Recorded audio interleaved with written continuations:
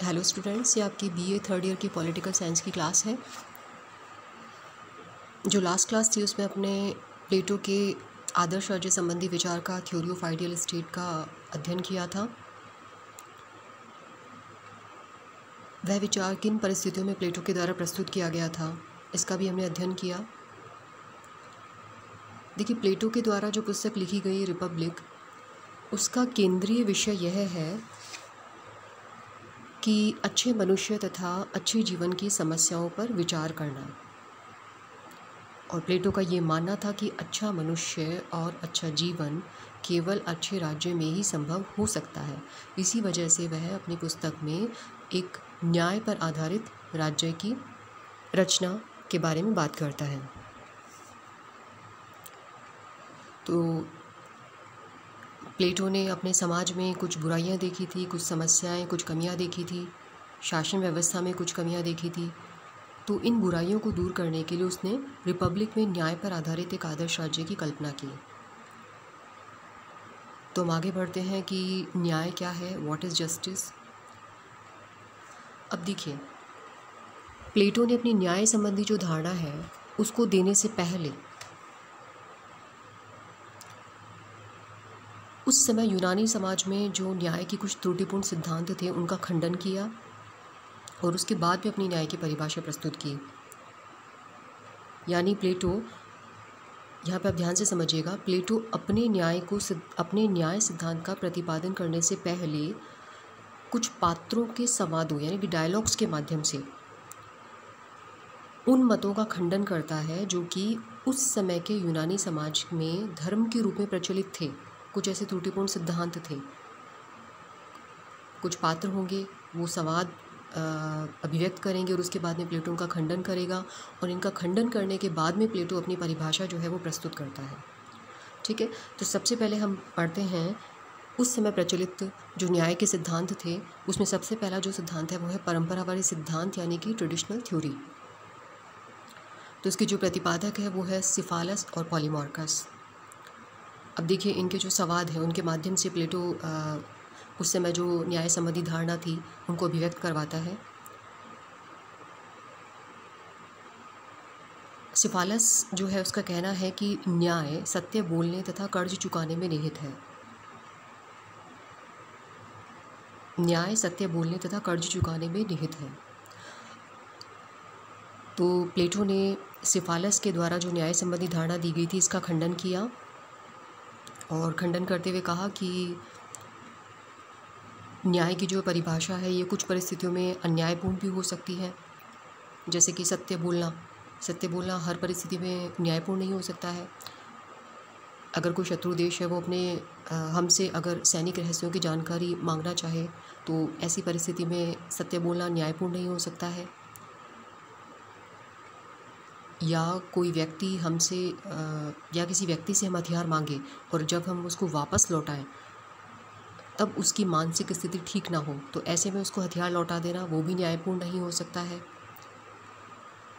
तो ये सिफालस की बात का प्लेटो ने खंडन किया। सिफालस का जो पुत्र है पॉलीमार्कस, उसका कहना है कि न्याय प्रत्येक मनुष्य को वह देने में है जो उसके लिए उचित है, कि प्रत्येक व्यक्ति को उसको उचित व्यवहार देना ही न्याय है।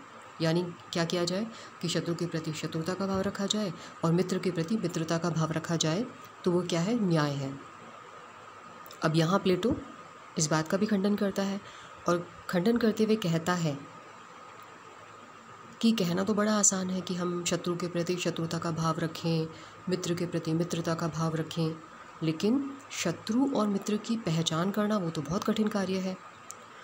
कई बार ऐसा होता है कि जिसे हम अपना मित्र समझते हैं वह हमारा शत्रु हो सकता है, और कई बार ऐसा भी हो सकता है कि जिसे हम अपना शत्रु माने वो हमारा शुभचिंतक हो। तो यहाँ प्लेटो ने परंपरावादी सिद्धांत जो है उसका खंडन किया।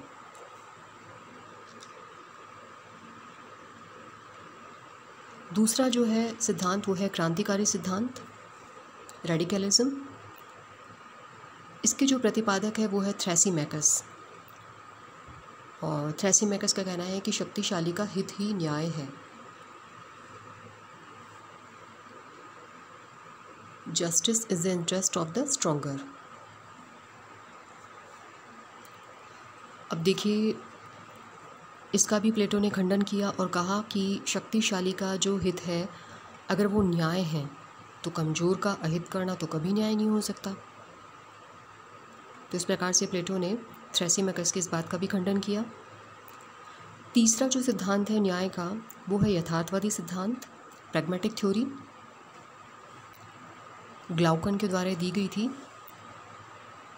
और ग्लाउकन कहता है कि न्याय जो है वो क्या है, भय का शिशु। Justice is the child of the fear.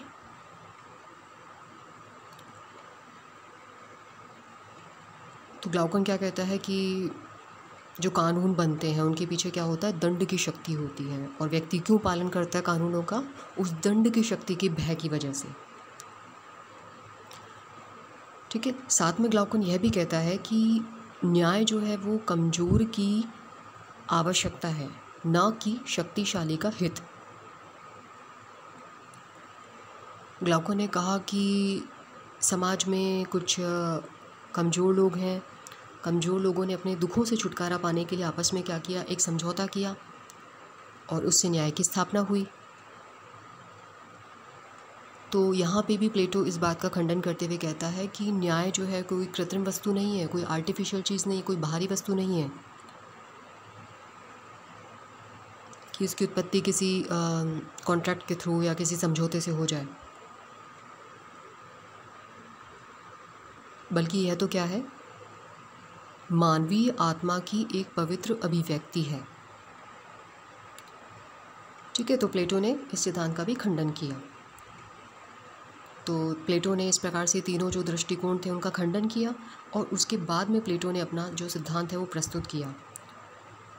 प्लेटो का न्याय सिद्धांत, प्लेटोनिक कंसेप्शन ऑफ जस्टिस।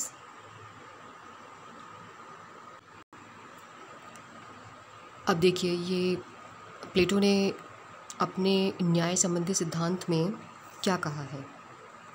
हम प्रीवियस चैप्टर में हमने पढ़ा कि आदर्श राज्य संबंधी विचार में प्लेटो ने कहा था कि राज्य क्या होता है, व्यक्ति का वृहद रूप, और उसने क्या कहा था कि जो मानवीय आत्मा है उसका निर्माण 3 तत्वों से होता है, क्षुधा यानी कि एपेटाइट, साहस यानी कि स्पिरिट, और तीसरा है विवेक यानी कि रीज़न।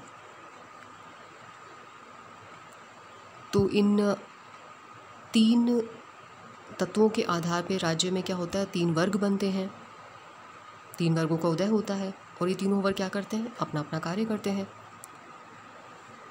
जैसे हमने पढ़ा था कि राज्य में 3 वर्ग बनते हैं, एक उत्पादक वर्ग होता है, एक सैनिक वर्ग होता है, एक दार्शनिक वर्ग होता है। तो तीनों वर्ग क्या करते हैं, अपना अपना कार्य करते हैं। जैसे कि कुछ व्यक्ति ऐसे होते हैं जिसमें कि पहले वाले गुण की प्रधानता हो, यानी कि तृष्णा की, एपेटाइट की प्रधानता हो, तो वो किस में शामिल होगा, उत्पादक वर्ग में, और उसका प्रमुख कार्य क्या हो जाएगा, उत्पादन करना। जिसमें साहस की प्रधानता होगी वो किस में शामिल होगा, सैनिक वर्ग में शामिल होगा, और उसका प्रमुख कार्य क्या होगा, रक्षा करना। जिसमें विवेक गुण की प्रधानता होगी, तीसरे तत्व की प्रधानता होगी, तो वो किस में शामिल होगा, शासक वर्ग में, और उसका प्रमुख कार्य क्या होगा, राज्य का शासन चलाना।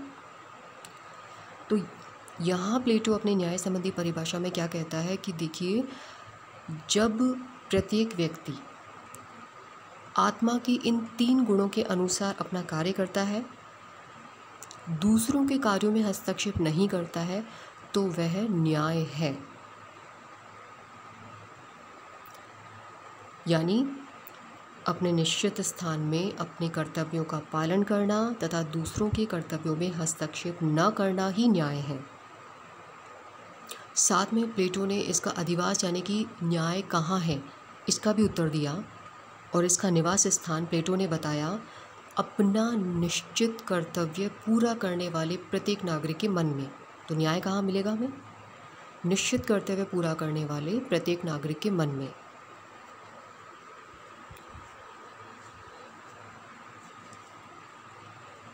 तो प्लेटो का जो न्याय सिद्धांत है ये संयम, संतुलन, कर्तव्यपरायणता इसका पर्यायवाची है।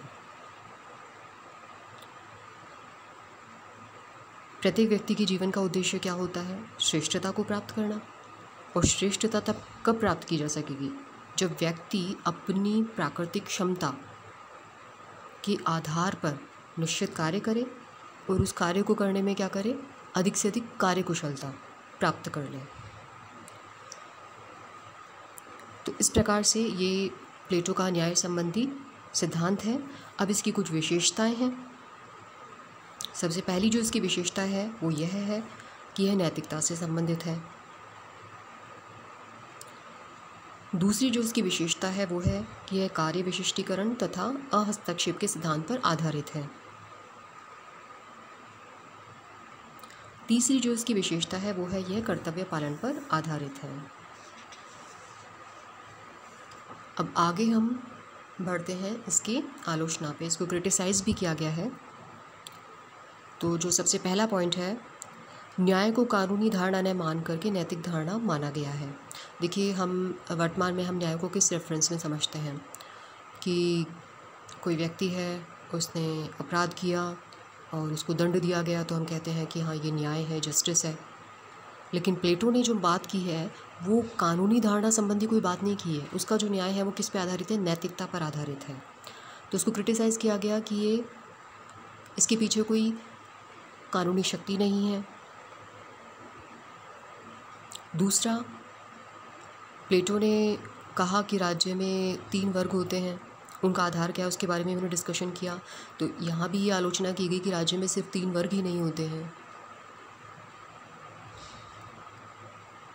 तीसरा जो पॉइंट है, अधिकार तथा दंड व्यवस्था का अभाव है। देखिए, आपने प्लेटो का न्याय सिद्धांत पढ़ा, इसमें हमने कहीं भी इस बात का जिक्र नहीं देखा कि यदि कोई व्यक्ति किसी के कार्य में हस्तक्षेप करे तो उसे क्या दंड दिया जाए। तो ये भी एक इसकी आलोचना का बिंदु है। और आगे हम बढ़ते हैं इसके महत्व के बारे में, सिग्निफिकेंस के बारे में। देखिए, ये जो आलोचना के बिंदु हैं, इनके बावजूद भी हम प्लेटो के न्याय संबंधी सिद्धांत के महत्व को नकार नहीं सकते हैं। वर्तमान में हम देख रहे हैं कि शासन प्रणालियों में जो कमियां हैं, इसका प्रमुख कारण क्या है कि कार्य विभाजन जो व्यवस्था है उसका समुचित रूप से यह व्यवस्था नहीं की गई है, समुचित व्यवस्था का अभाव है।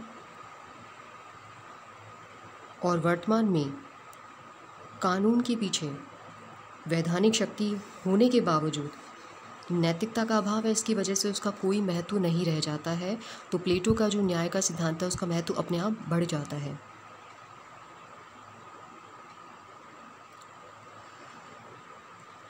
प्लेटो का न्याय सिद्धांत उस न्याय की स्थापना लागू करने की क्षमता रखता है जिसकी वर्तमान के युग में आवश्यकता है। तो इस प्रकार से ये था प्लेटो का न्याय सिद्धांत। और इसका आंसर देते समय आप लोग ध्यान रखिएगा कि सबसे पहले हमें उन बिंदुओं की चर्चा करनी है, उन सिद्धांतों का खंडन करना है जो परंपरावादी, क्रांतिकारी तथा यथार्थवादी जो सिद्धांत हैं। फिर उसके बाद में हमें प्लेटो के न्याय संबंधी परिभाषा की तरफ बढ़ना है और इसके बाद में इसकी विशेषताओं के बारे में चर्चा करनी है। तो ये था प्लेटो का न्याय सिद्धांत। Thank you.